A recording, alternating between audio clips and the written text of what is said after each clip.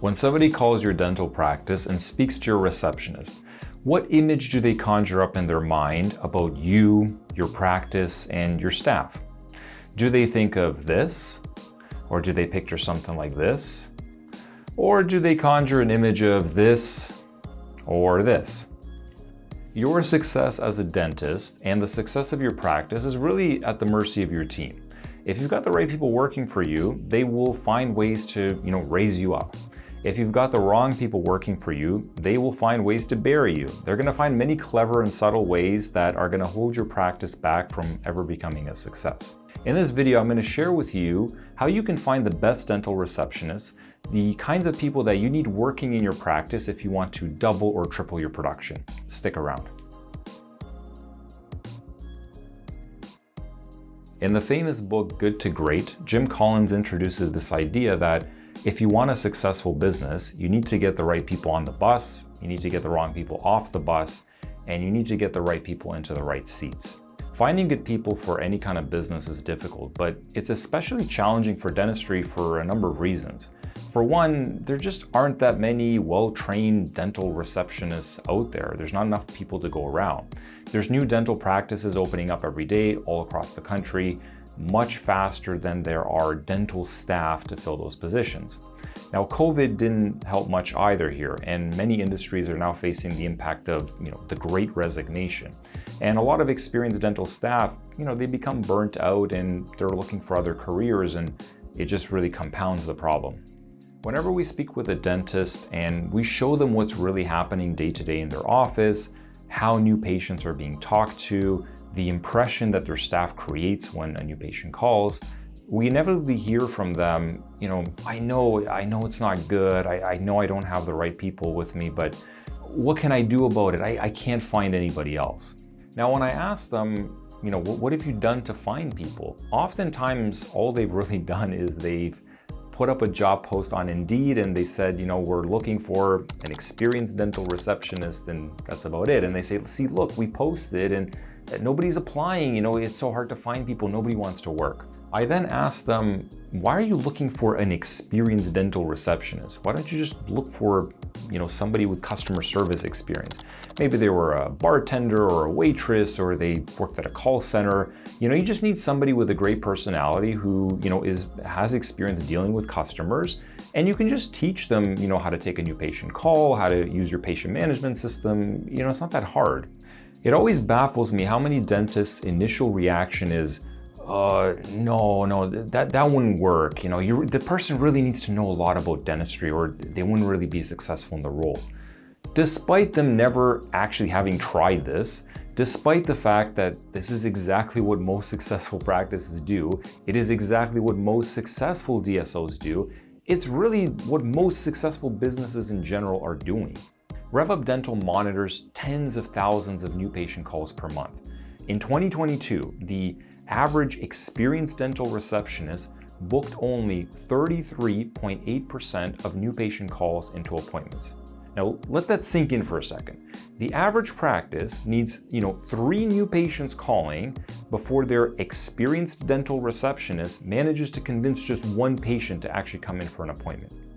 Now, the top 10% of clients we work with in 2022 managed to book 75.6% of new patient calls into appointments. That's 2.5 times higher. It's the difference between a $1 million practice and a $2.5 million practice. The vast majority of receptionists that were working in those top 10% practices had little to no previous dental experience before they started with that practice. Many of them were previous, bartenders, waitresses, people whose only real qualification was that they're just warm and friendly and bubbly. They just enjoy talking to people, and they were looking to take their next step in their career. Most successful dental practices approach hiring receptionists with the same mindset that you'll see from companies like Starbucks or Ritz-Carlton or Apple. They don't need somebody with 20 years experience who thinks they already know everything. They need people with a great attitude that they can train properly from the ground up, that will do things the way that they want their business to operate. They can take just about anybody with a good attitude and turn them into a superstar very quickly.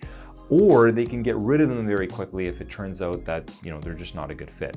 I want to share with you a chat that we had with one of our clients whose staff, books over 70% of calls into appointments, more than double what the average dental practice in North America is doing. And I want you to help you understand how the most successful practices out there are thinking about recruitment. Now, when you've hired this person, right, so no dental background, how difficult was it to get them to be useful in the practice, right? Because obviously day one, it's like they're not really sure what to do. Is this something that takes months, years, weeks? Like if you've got the right person with the right attitude, like, is it a lot of pain to try to get them to train them to be useful to you? I don't think so. I mean, okay, so I was lucky enough that my other one, who's now on a bit of a short-term leave right now, was still there. So between the two of us, we were able to train her so that there wasn't the pressure on her to perform, right, as she's learning. Right. But I mean, the fact of the matter is, if she's able to just pick up the phone and answer the phone, that in itself is of help to me. Right? Instead of me, I'm dealing with somebody in front of me right now, the phone's ringing and that kind of stuff. She's able to pick up that phone.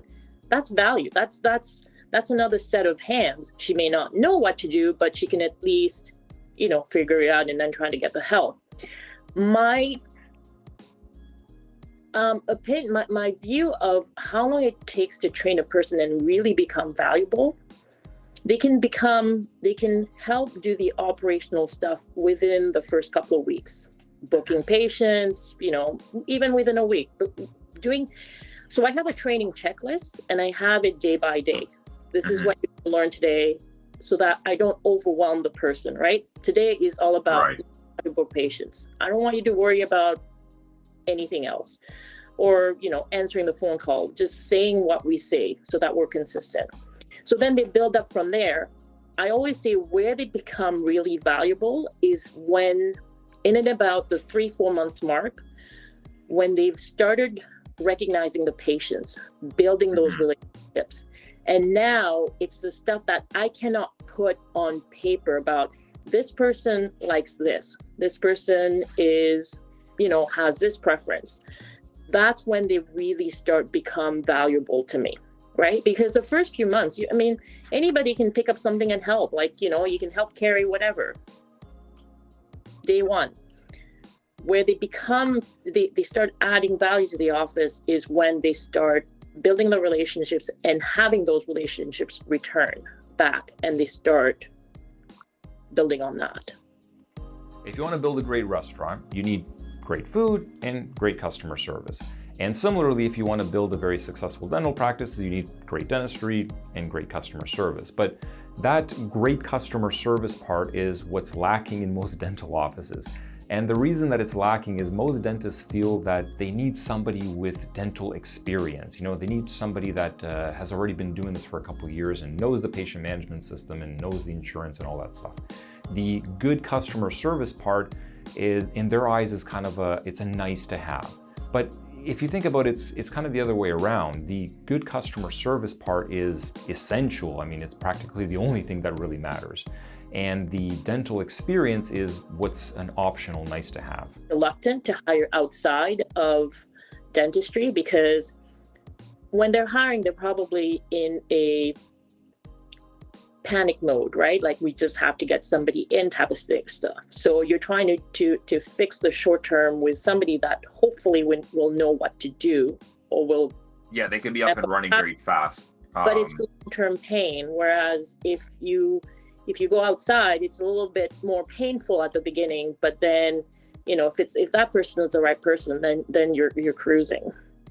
We hope you found this video useful. If you want to see more videos like this one, consider subscribing to our YouTube channel or check us out at revupdental.com. Thanks for watching.